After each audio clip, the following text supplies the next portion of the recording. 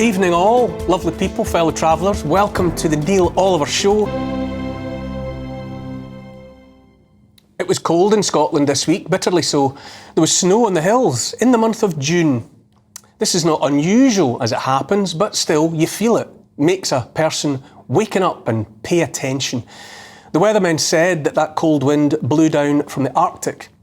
It made me think about the so-called climate crisis. The crisis the authorities and their lackeys keep squeaking about. The one we're told is all our fault on account of the cows and our gas boilers. That we're to blame for it. That crisis they used to call global warming. Despite the snow in Scotland, there were headlines about it having been the hottest May on record here in the UK. Record temperatures, apparently. So there you have it. Get told one thing, but see with your own eyes and therefore actually know something else entirely. While you're at it, ask the gardeners about the weather and the climate in Scotland, in Britain. Ask the farmers as well if you want to know what the weather has really been like. So I was thinking about how it was bitterly cold with snow on the ground in June, when at the same time we're being told by officialdom that what we're really experiencing is record high temperatures, a world at boiling point. All of it made me notice for the umpteenth time how we're routinely told one thing when what we feel, what we actually experience is the opposite. And then I saw a headline in the Daily Telegraph. It read, COVID vaccines may have helped fuel rise in excess deaths. COVID jabs and excess deaths linked in the same sentence in an establishment rag after all these years. After all these years when to say as much was to invite censorship at least. After all these years of so many of us knowing there could be something wrong with those jabs, having read independent data on the subject, for example. All the time, the establishment and the scientists and the media smeared anyone saying no to those experimental gene therapies was a dangerous granny-killing loon, apparently. Those COVID jabs are still available. Of course they are. For the elderly, for the young. And then came that headline. Not the one about snow in June, the one about COVID jabs and excess deaths. There was more news from the Scottish COVID inquiry last week as well, including testimony from Age Scotland, a national charity for the over 50s, about countless people being contacted by their GPs to see if they would accept DNA CPR orders, which is to say, do not attempt cardiopulmonary resuscitation. Which is to say thousands of people were being asked by our NHS to accept that if they were to get ill, they should not expect paramedics or anyone else to help them. If their heart stopped or if they stopped breathing, was it okay with them if nothing was done to get their hearts going again or to get them breathing? The examples offered by the director of Age Scotland were chilling, he said. I would say as chilling as the wind that blew in Scotland this week. A 101-year-old war veteran from Glasgow who had a knock at the door and opened it to find an official handing him a piece of paper telling him to keep it by his bed. When his daughter found it later, by chance, she saw it was a DNA CPR, that her father was hard of hearing, and since that might make it hard for medics to communicate with him, it would be better if he just accepted the inevitable. All the time we were told it was about saving Granny. Or the 50-something woman, Fit, a runner who was contacted by her GP surgery to ask, since she too had hearing loss, if she would accept a DNA CPR. I'm certainly not having a go at Scotland here, far less the Scottish COVID inquiry. On the contrary, fair play to that inquiry for doing what no other equivalent has done, which is listening to the truth of the horror story that played out when the madness was fully in control. There was testimony too about care homes applying DNA CPR notes to every resident in their care without consent, a blanket decision taken to write people off. You might say sentencing them to death, even before any of them were ill. These were people locked in, many extremely distressed and vulnerable almost by definition. I say again, remember all the guff about how people from oldest to youngest, from centenarians to newborn babies, not forgetting pregnant women, had a duty to take those products in order not to kill Granny. Remember that? All the propaganda about the unjabbed being Granny killers in the making. I would say the testimony from the Scottish COVID inquiry, and let's accept it lightly, provides a glimpse of the picture across the rest of the UK. We just haven't heard the rest of it yet. I would say the reality laid bare by that inquiry suggests the authorities, more accurately, might as well have been saying, don't kill Granny, because that's our job. I say a cold wind has blown throughout the land, that it started in 2020 and that it's been blowing ever since. I read that headline in the Daily Telegraph, disgracefully long overdue, and know it comes as late as snow in Scotland in June.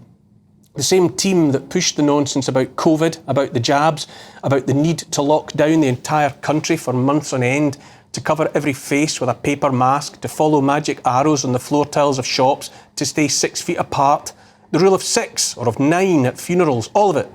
It's now clear the same team went on to spout nonsense about everything else, insisting the war in support of Ukraine was a war to defend democracy, when there is no democracy in Ukraine and all that's being defended is the money-making potential of the already rich.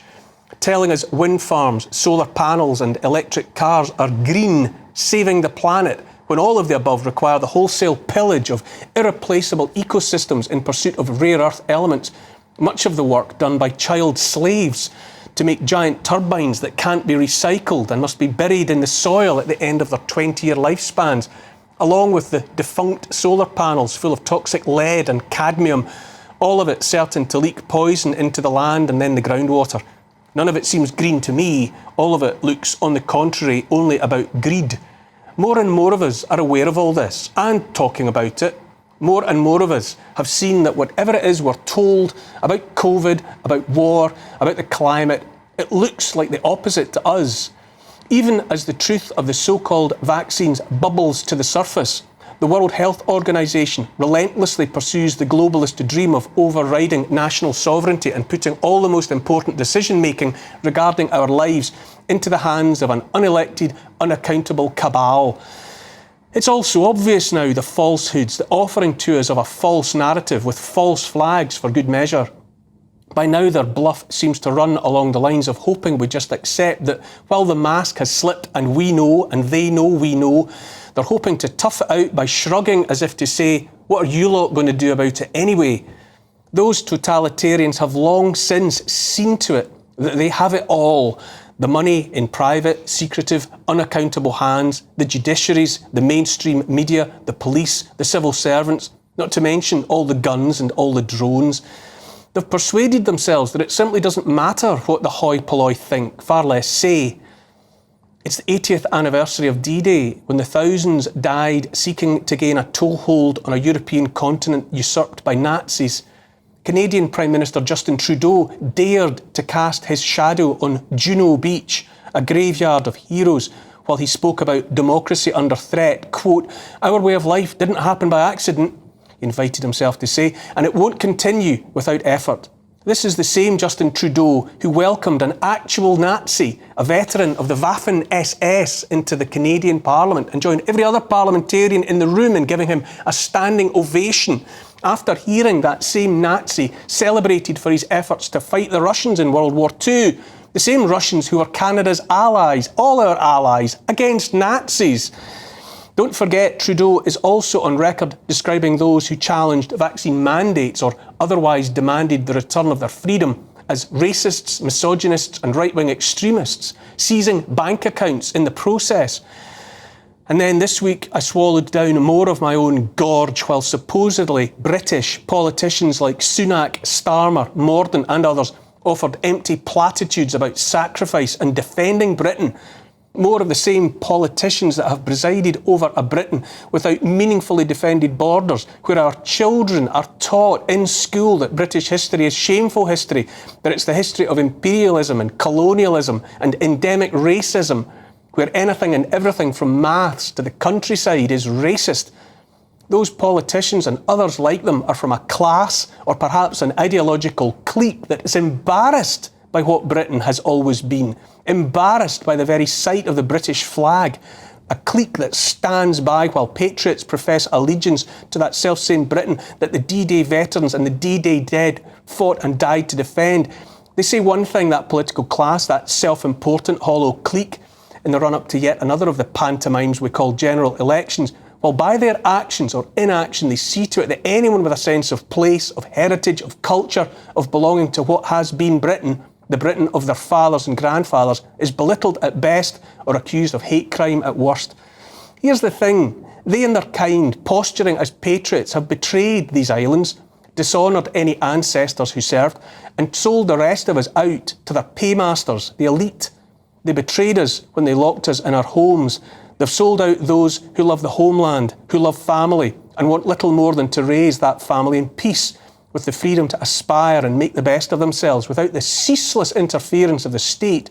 Snow falls in Scotland in June on a planet said to be at boiling point, and the awakening wind blows cold, cold enough to have us open our eyes to the hypocrisy, as though hypocrisy was a big enough word to describe the behaviour of a dying animal so corrupted in its death throes that it dares to overlook the fact we will still be here with our heritage, our culture, our language and our faith long after they are gone.